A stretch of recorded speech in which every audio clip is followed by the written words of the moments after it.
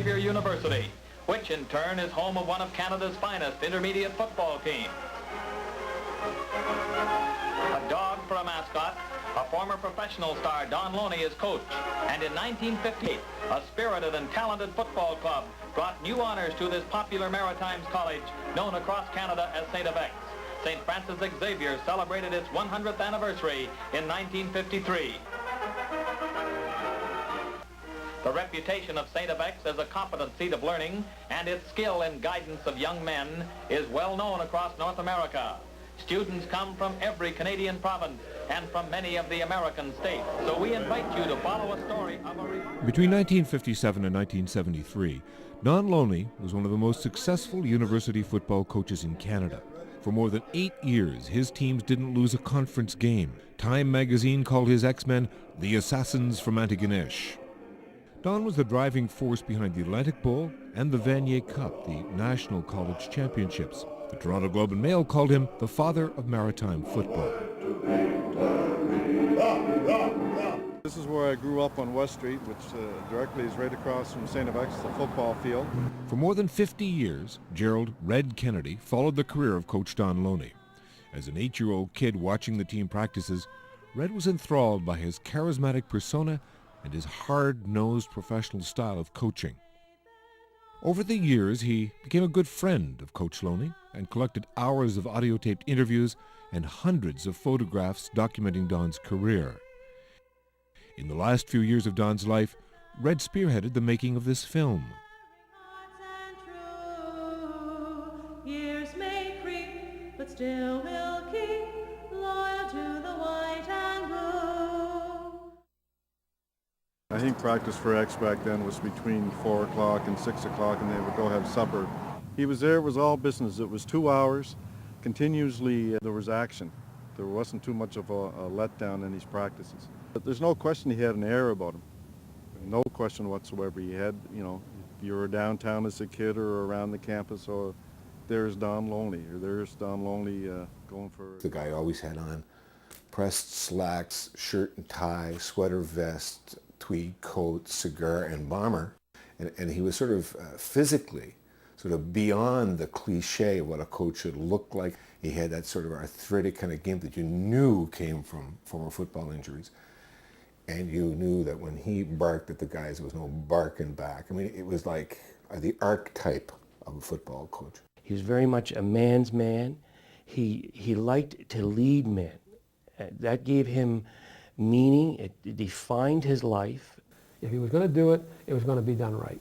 And I think that's the way he'd coach football. If he was going to do it, he was going to do it right, and he wanted to win.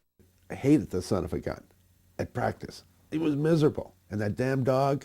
But when they finished and they got back out in the world, they realized that it wasn't just football that Don Loney taught them. I look back on my career and I say, jeepers, I mean, who molded me more than anybody else in this world than Don Loney? And today I went from St. X to the pros. I was never better coached personally, one-to-one, than I was at St. X.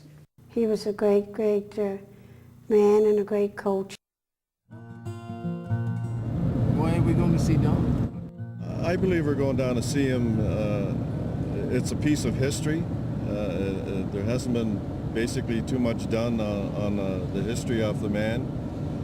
He's a very interesting person to talk to, a great artist. Just in general, a very interesting person and a piece of history. All right. I can't remember much before I was born. I can remember a little bit after, but In the making of this documentary, many enjoyable hours were spent in conversation with Don at his Sherbrooke, Nova Scotia home. And right to the end, he was coaching. How did you end up here? How did you end up in Sherbrooke? Well, we'll start Ontario first. You were from Ontario, Coach. How did you get to Sherbrooke, Nova Scotia? Well, I'm kind of condense this, Jerry. I was born in Ottawa, the nation's capital, in 1923. My father was a railroad engineer on the CN, at that time probably called the Canadian Northern. And my mother was the daughter of a family of 6 daughters and 1 son. from Ottawa. She was the football fan in our family at first. My father got to be later. As a matter of fact, my mother went and bought me my first football. It's a cheap one. It cost about $1. And a big fat guy fell on it, he broke it. He burst it. But that was, and then I started playing. Now I found out there were little street teams. The Loney family soon moved to Montreal, and this is where Don learned his football, alongside future Montreal Canadiens great Doug Harvey. In 1943, Don joined the Navy as an officer. By the end of the war, Don found himself playing professional football in Montreal. However, a year later, a full scholarship to play football at North Carolina State lured him south of the border. It was a fairly tough, they didn't fool around too much, you know, it was hot and practice twice a day and all that stuff. Well, young guys in good shape, it didn't bother you that much. And I'm calling home. I used to call home every weekend, you know. And I'm talking to my mother. She's going on, now I'm getting homesick. You know, I'm the only Canadian left in North Carolina State. I've made the team. I had no worries. Everything was just perfect, but I miss guys. My roommate, who ended up coming to Canada, that's one of the best halfbacks we ever had in Ottawa. I left a note on his pillow telling him I had gone back to Canada. And he thought I was kidding. He said, I came back, and I waited up all night till the morning. And he said, I thought you were just kidding. And so I wasn't, of course. I had left and gone up to the Argonauts, and that year we won the Grey Cup. And North Carolina State got into the Gator Bowl in Jacksonville, Florida, against Oklahoma. And shit, I would have been playing, you know. We have the Grey Cup every year, symbol of championships in the CFL. What was it like for you? You played in 3 and you won 2 Grey Cup championships. Yep. What was it like in your first Grey Cup game? Getting into the Grey Cup was not only being in a championship for Canada football game, but you were also involved in this very kind of funny, glamorous horseshit affair that was. The Grey Cup game of '48 was a classic game. It had some very interesting incidents. The famous sleeper play. Sleepers are no longer allowed. You get one of your players and he pretends he's going off the field and he lies down on the sideline so nobody can see him.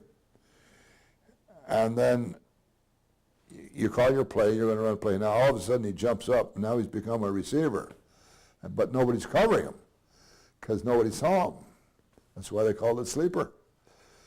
And he goes down the field, and so, geez, they call. And I played 2 ways in those days. So I'm on a defensive team when this happens. And all the people in the stands saw the guy. And they're all getting up and shouting to us and pointing. And we think they're just waving at us. And we kind of wave back. Here's this son of a bitch lying down on the sideline. Normie Hill. Remember the name so well. He jumps up, runs down over our goal line, and catches a winning pass. And that was the Grey Cup of '48. It was full of drama. Coach Don Loney played for both the Toronto Argos and Ottawa Roughriders during his 9-year career in professional football. Don was a great two-way player. An offensive and defensive center, he was an all-star that year and 3 other years as well. In 1950, he won the Jeff Russell Award as the Eastern Conference's most valuable player. In 1953, a serious football injury ended Don's professional playing career, and, without missing a beat, Don came east to the Shearwater Naval Base, where he took a Navy diving course and began his illustrious coaching career. The extra point is good, and the X-Men have increased their lead to 19 points. John Packy McFarland was a longtime head basketball coach and later athletic director at St. of X.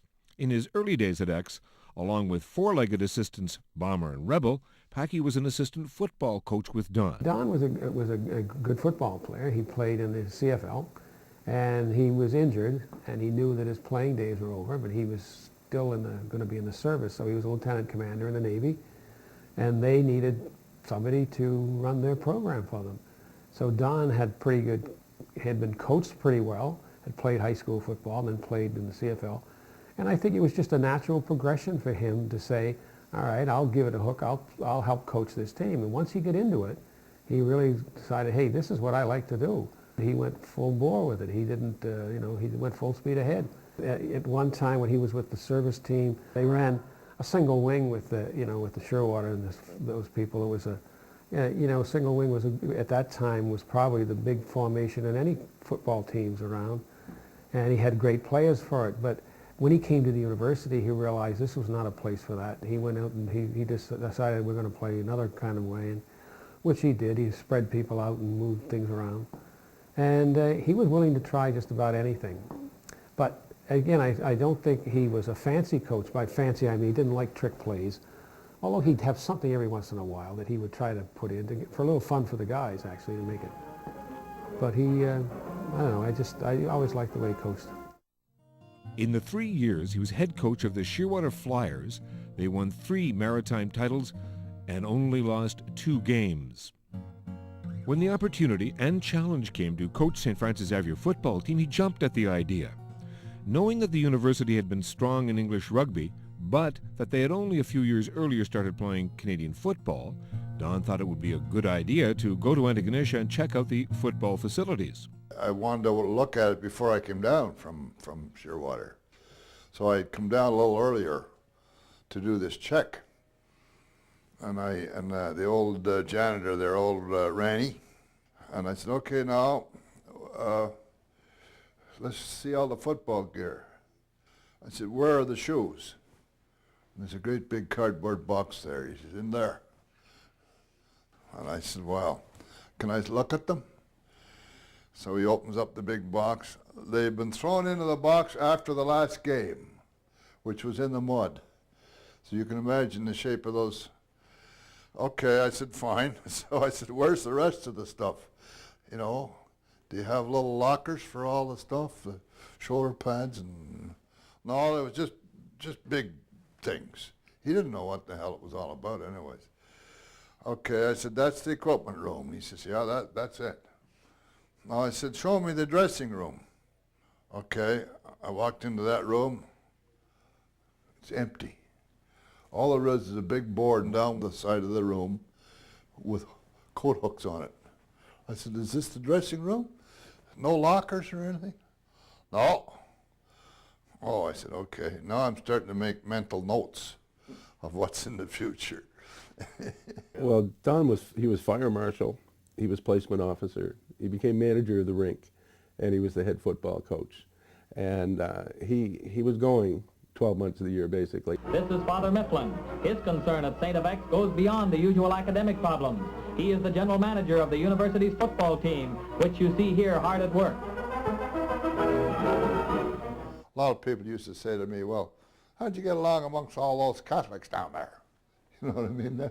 And to me, that was not a problem. I could eat in the priest's dining room. That was a tremendous plus, that I had immediate access to people that I had to work with. For instance, let's say you have a problem with confliction. Not that there was any great confliction, but there was between academics and athletics, in the sense that maybe an academic program interfered with football practice.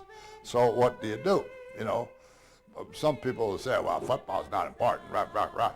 But see, that wasn't the way it was done. I went to see the priest. The whole academic structure had a priest involved somewhere. He would sit with different priests, and then after a while, Don would be there early, and the priests would race to kind of get there, to get their chair at Don's table. They loved to talk to him because he was an interesting guy. He was a historian, he was a philosopher, he was everything. I had a little trouble converting some of the priests over to Protestants, so I'll tell you that. Living on the campus and within the confines of the community, of the St. FX community, was tremendously important to me.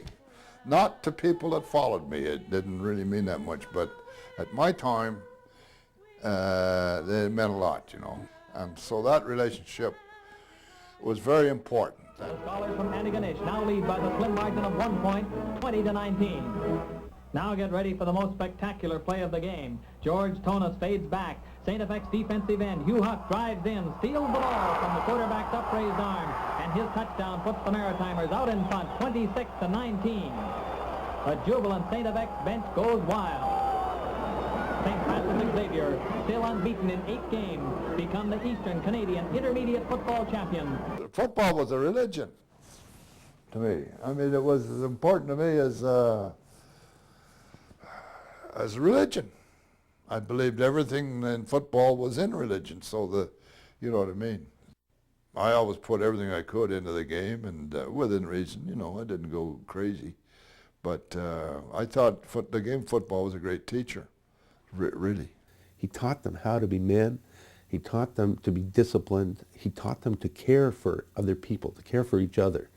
And that stayed with them. And when they get out there, all of a sudden they realize, you know, I never told Coach what he meant to me. If you were sitting in the stands and you watched him have a bit of verbal abuse to the officials or some of the players during the game and so on, that was just Coach. I mean, the fact was that we knew what Coach Loney was like. He was very funny when it was appropriate to be funny. He got angry at you when you deserved to get hollered at. And the fact of the matter was that when he did this, he was not angry. What he was doing, he was very critical of what it was that you did or didn't do. And the fact of the matter was that Don Loney was a perfectionist, and he always expected us to be the same.